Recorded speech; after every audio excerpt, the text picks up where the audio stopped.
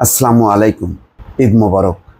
দর্শক, ঈদের দিনে মুসলিম সম্প্রদায় ঈদ উদযাপন করছে গতকাল এবং আজকে। তো 2 দিন যার যার সময় অনুযায়ী তারা উদযাপন করছে সারা বিশ্বে। এবার সবার একটি আগ্রহ ছিল, মনোযোগের কেন্দ্রবিন্দু ছিল যে ফিলিস্তিনিরা এমন পরিস্থিতির মধ্যে কিভাবে উদযাপন করে। সেই খবরটি দিয়েছে আল জাজিরা।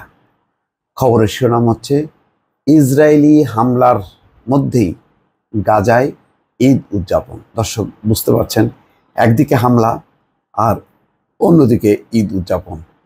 এ এক ভিন্ন চিত্র, বিরল দৃশ্য। দর্শক, এরকম ঘটনা, এমন পরিস্থিতি বিশ্বের অন্য কোনো ধর্মের, অন্য কোনো সম্প্রদায়ের মানুষ মুখোমুখি হয়নি। ঈদের দিনেও রাফায় ব্যাপক হামলা চালিয়েছে ইসরায়েলি বাহিনী। সেই খবরে বলা হচ্ছে ঈদের দিনেও গাজায় সর্বদক্ষিণের রাফা এলাকায় ব্যাপক হামলা চালিয়েছে ইসরায়েলি বাহিনী।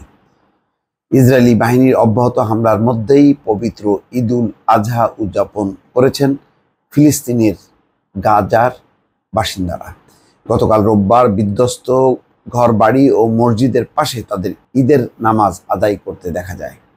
প্রায় 8 মাস ধরে চলা ইসরায়েলি বাহিনীর নির্বিচার হামলায় গাজার বেশিরভাগ এলাকা ধ্বংসস্তূপে পরিণত হয়েছে। গুঁড়িয়ে দেওয়া হয়েছে বহু মসজিদ। এতে বাড়িঘর ও মসজিদের ধ্বংসস্তূপের পাশেই নামাজ আদায় করতে হয়েছে বাসিন্দাদের। ঈদের দিন হারানো স্বজনদের জন্য আহাজারি করতে দেখা গেছে অনেককে। গত বছরের 7 অক্টোবর থেকে শুরু হওয়া ইসরায়েলি হামলায় গাজায় 37,000-এর বেশি ফিলিস্তিনি নিহত হয়েছেন। গতকাল ঈদের দিনেও গাজার সর্বদক্ষিণের রাফা এলাকায় ব্যাপক হামলা চালিয়েছে ইসরায়েলি বাহিনী।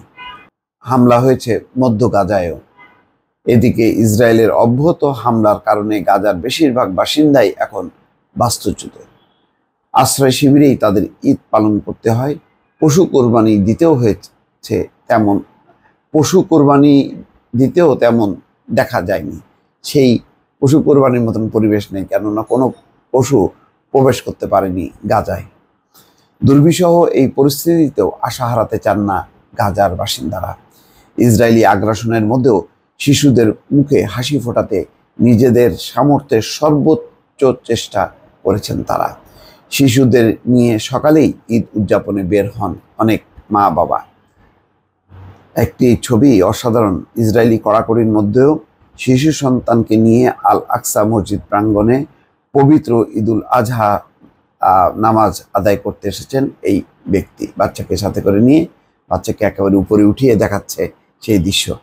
আগের দিন গাজা সরকারের গণমাধ্যম দপ্তর এক বিবৃতিতে জানিয়েছে, সীমান্ত ক্রসিং দিয়ে গাজায় কোরবানির শিশু প্রবেশ করতে দিচ্ছে না, বাধা দিচ্ছে ইসরায়েল। এর মাধ্যমে কার্যত ফিলিস্তিনিদের ঈদ উদযাপনেই বাধা দেওয়া হচ্ছে। এরকম পরিস্থিতির মধ্যেও মুসলমানরা তার মনোবল অটুট রেখেছে, মানুষদেরকে উৎসাহ উদ্দীপনা যোগাচ্ছে, যাতে কোনোভাবেই এই ইসরায়েলির আগ্রাসনের মধ্যে ফিলিস্তিনিরা মানসিকভাবে ভেঙে না পড়ে। আসলেই তারা প্রবল মনোবল এবং বিশ্বের মুসলমানদের সমর্থন এবং সহযোগিতা তারা উদ্দীপ্ত হয়ে আছে। এখনও তারা বাঁচার আশায় লড়াই চালিয়ে যাচ্ছে বর্বর ইসরায়েলি বাহিনীর বিরুদ্ধে। দর্শক, ভালো থাকবেন। আল্লাহ হাফেজ।